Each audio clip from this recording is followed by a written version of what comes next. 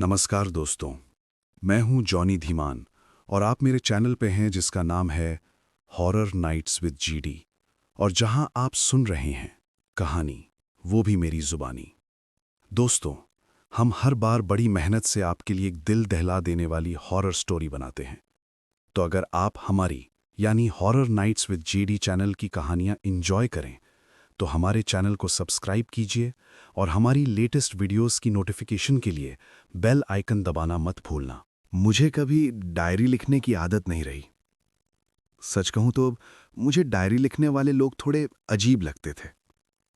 हर दिन क्या किया, क्या महसूस किया, क्या सोचा, इन सबको कागज पर उतारने का मुझे कोई मतलब नहीं दिखता था।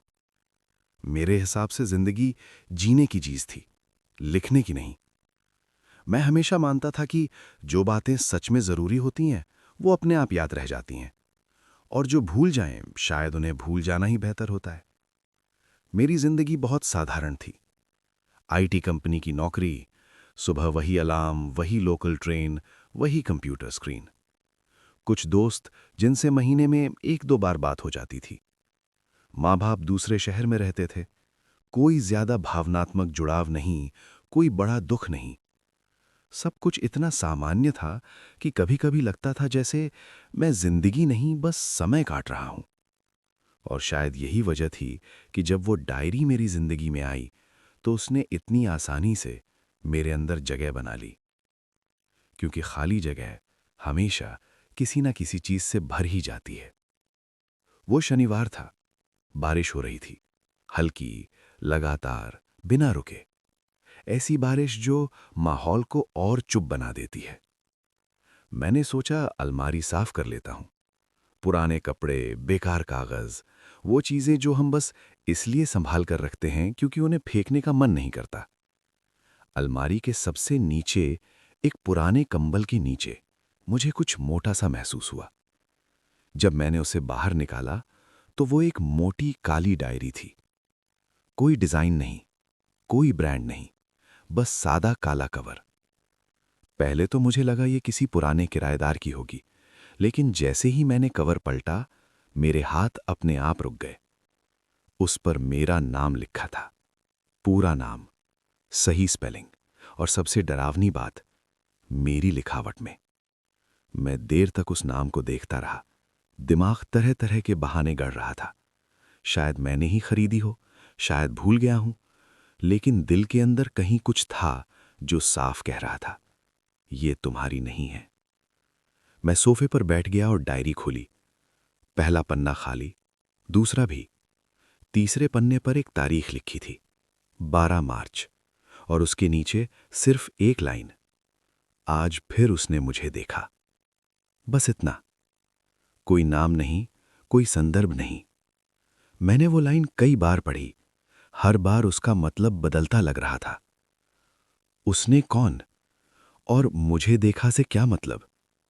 सबसे अजीब बात यह थी कि वो लाइन पढ़ते वक्त मुझे ऐसा महसूस हुआ जैसे कोई मेरे पीछे खड़ा हो।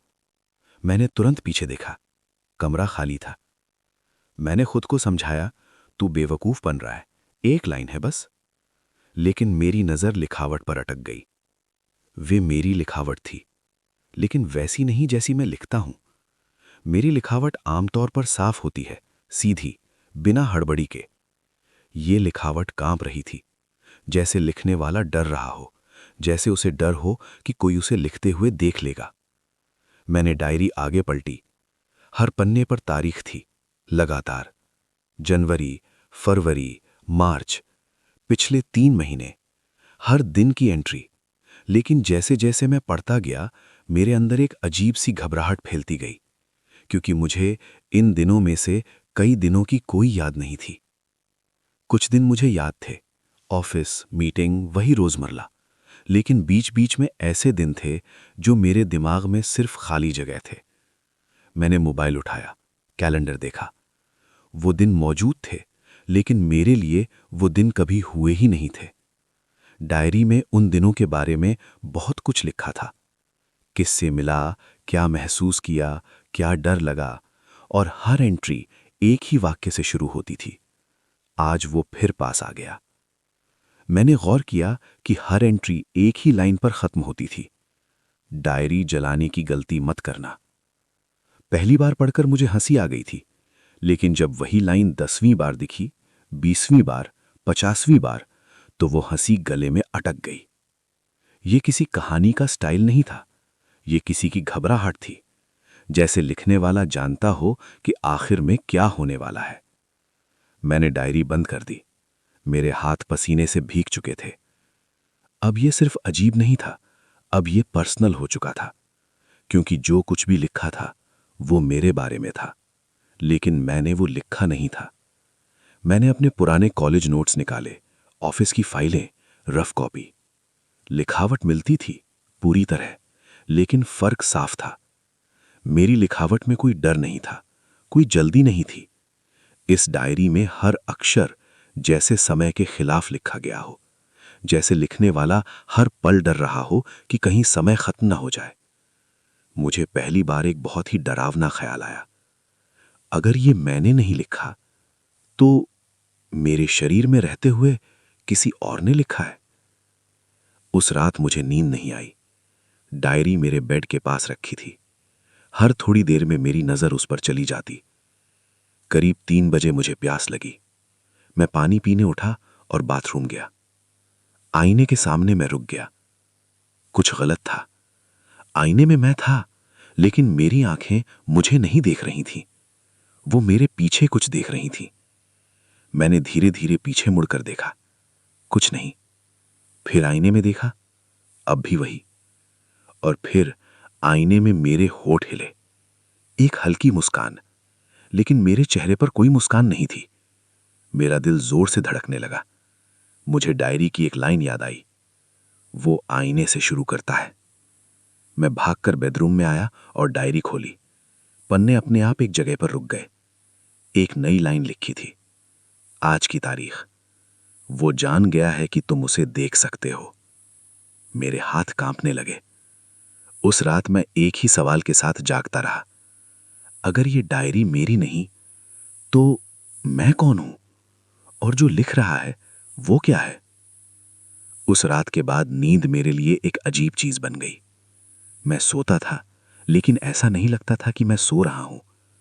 सुबह उठता तो शरीर थका होता, जैसे पूरी रात कहीं और रहा हूं। डायरी में लिखा था कि मैं रात 2:10 से 4 बजे के बीच गायब रहता हूं। मुझे पहले यह मजाक लगा था, अब नहीं, क्योंकि उन घंटों की मुझे कोई याद नहीं थी। मैंने अलार्म लगाए, मैंने कॉफी पी, मैंने खुद को जगाए रखने की कोशिश की, लेकिन जैसे ही घड़ी 2:10 के पास आती, मेरे सिर में भारीपन आने लगता, आंखें अपने आप बंद होने लगती, और फिर सुबह, जैसे किसी ने रात को मेरे जीवन से काट कर निकाल दिया हो। सबसे डरावनी बात यह नहीं थी कि मैं सो जाता था, सबसे डरावनी बात यह थी कि मुझे यकीन होने लगा था उस वक्त कोई और जाग रहा होता है। मैंने तय किया कि सबूत चाहिए। उस रात मैंने मोबाइल बिस्तर के पास रख दिया, रिकॉर्डिंग चालू। मैंने खुद से कहा, अगर कुछ होता है तो सुन लूंगा। सुबह मैंने रिकॉर्डिंग सुनी। पहले कुछ मिनट सिर्फ सन्नाटा था, फिर हल्की सांसों की आवाज, और फिर मेरी आवाज। लेकिन वो मेरे बोलने का तरीका नहीं था। धीमी, आत्मविश्वास से भरी, बिल्कुल निडर। तू बहुत थक गया है, हर चीज संभालने की कोशिश करता है, मुझे रहने दे, मैं बेहतर कर सकता हूं। मेरे रोंगटे खड़े हो गए। मैंने रिकॉर्डिंग रोक दी। फोन हाथ से छूटते छूटते बचा, क्योंकि उस आवाज में डर नहीं था, और जो मेरे शरीर से बिना डर के बोल सके वो मैं नहीं हो सकता था। डायरी में अब बातें बदल रही थीं। पहले सिर्फ डर था, अब तर्क था। मैं तुम्हें नुकसान नहीं पहुंचा रहा, मैं तुम्हें बचा रहा हूं। तुम टूट जाते, मैंने तुम्हें संभाला। हर लाइन ऐसी थी जैसे कोई मुझसे बहस कर रहा हो, मुझे समझाने की कोशिश कर रहा हो। सबसे डरावनी बात, कई जगह मैं सहमत था। डायरी में मेरे डर लिखे थे, मेरी कमजोरियां, वो बातें जो मैंने कभी किसी को नहीं बताई।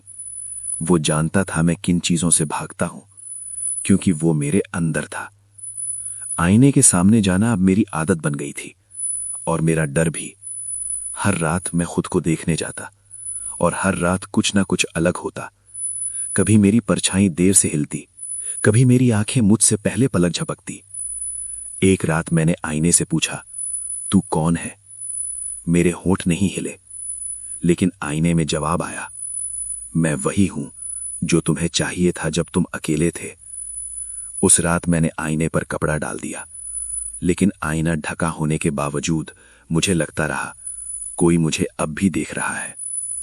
डायरी के पिछले हिस्से और गहरे हो गए थे। बचपन की बातें, ऐसी बातें जो मुझे याद ही नहीं थी। एक दोस्त था, हमेशा साथ। वो दोस्त मुझे समझता था। जब मैं डरता था वो बोलता था, जब मैं रोता था वो चुप रहता था। लेकिन असल जिंदगी में ऐसा कोई दोस्त कभी नहीं था। डायरी में लिखा था, जब तुम बहुत देर तक अकेले रहे तब मैंने जन्म लिया। मुझे याद आया, मैं घंटों खुद से बात करता था, अपने आप को जवाब देता था। शायद तभी वो बना था। ऑफिस में लोग बदलने लगे थे, या शायद मैं बदल रहा था। लोग कहते, आजकल तुम ज्यादा कॉन्फिडेंट हो, लेकिन मुझे पता था मैं नहीं था। डायरी में लिखा था, मैंने मीटिंग संभाली, तुम घबरा रहे थे। मैंने उसे मना किया, वो तुम्हें चोट पहुंचा सकती थी। वो मेरी जिंदगी चला रहा था, और कई बार मुझसे बेहतर। यही सबसे खतरनाक बात थी। एक रात मैंने सोचा, अगर वो सच में मुझे नुकसान नहीं पहुंचा रहा, तो अगर वो मेरी मदद कर रहा है? ये ख्याल मेरे अंदर धीरे धीरे जगह बनाने लगा। और तभी डायरी में लिखा आया, देखा, तुम समझने लगे हो। मैंने डायरी बंद कर दी, क्योंकि उस पल मुझे डर नहीं लगा था, मुझे सुकून लगा था। डायरी में एक लाइन बार बार आने लगी, अगर तुम मुझे रोकने की कोशिश करोगे तो मैं टूट जाऊंगा, और अगर मैं टूटा तो तुम भी। ये चेतावनी नहीं थी, ये सौदा था। एक रात मैं नहीं सोया, मैं जागता रहा। 2:10, 2:30, 3 बजे, कुछ नहीं हुआ। मैं राहत की सांस लेने ही वाला था कि डायरी अपने आप खुल गई। पन्ने पलटे और लिखा, तुम जाग रहे हो, अच्छा है, अब देखो। मेरी आंखें भारी होने लगी। मैं समझ गया था, वो कोई भूत नहीं था, कोई आत्मा नहीं, वो मैं था। लेकिन वो हिस्सा जिसे मैंने जिंदगी भर अकेला छोड़ दिया था, और अब वो पूरी जिंदगी चाहता था। उस रात मैंने तय कर लिया था, अब और नहीं। अब चाहे जो हो जाए, मैं अपनी जिंदगी किसी और को नहीं देने वाला था। मैंने डायरी उठाई और सीधा आखिरी पन्ना खोला। कलम उठाई। पहली बार मैंने जानबूझकर कुछ लिखा, तू मेरी जिंदगी नहीं है। कलम रुक गई, जैसे किसी ने मेरे हाथ को जकड़ लिया हो।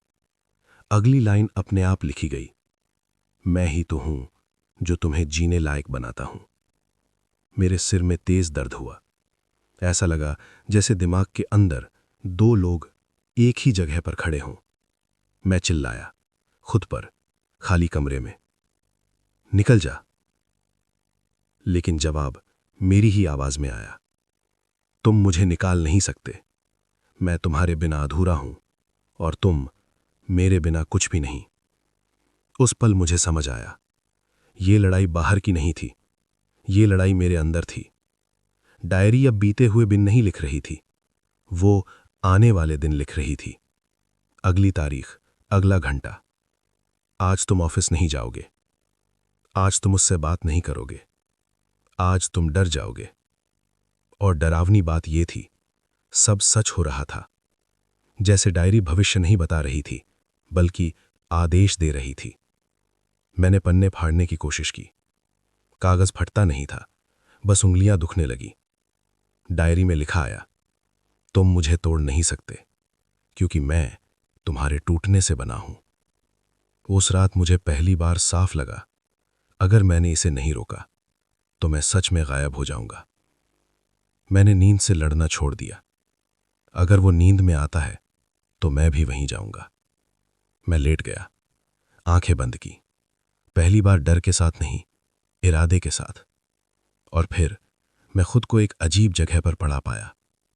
वो मेरा कमरा था, लेकिन खाली। कोई फर्नीचर नहीं, कोई दीवार नहीं। बीच में एक मेज थी और उस पर डायरी रखी थी। मेरे सामने वो खड़ा था, मेरे जैसा, लेकिन ज्यादा शांत, ज्यादा पूरा। तुम यहां क्यों आए? उसने पूछा। अपनी जिंदगी लेने, मैंने कहा। वो मुस्कुराया। जिंदगी ली नहीं जाती, उसने कहा। जिंदगी छोड़ दी जाती है। हम आमने सामने बैठे। वो बोला, जब तुम डरते थे मैं संभालता था। जब तुम अकेले थे मैं बात करता था। जब तुम टूटते थे मैं खड़ा रहता था। मैंने पूछा, और अब? वो बोला, अब तुम बोझ बन गए हो। ये शब्द किसी गाली से ज्यादा चुभे, क्योंकि कहीं ना कहीं मुझे भी यही डर था। उसने एक प्रस्ताव रखा।